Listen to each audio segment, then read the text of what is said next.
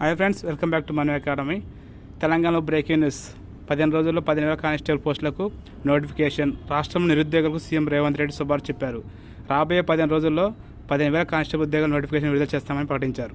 So ఈరోజు జరిగిన బహిరంగ సభల్లో సీఎం రేవంత్ రెడ్డి గారు ఈరోజు ప్రకటించారు 15,000 జాబులు 15 రోజుల్లో పూర్తి చేస్తామని చెప్పి మాట ఇచ్చారు. 2023 constable notification CM Revanth Reddy ఏమని చెప్పారంటే, గత నోటిఫికేషన్ సంబంధించిన జూనియర్ ఫార్ట్స్కి రద్దు చేసి చెప్పి మాట ఇచ్చారు మనకి.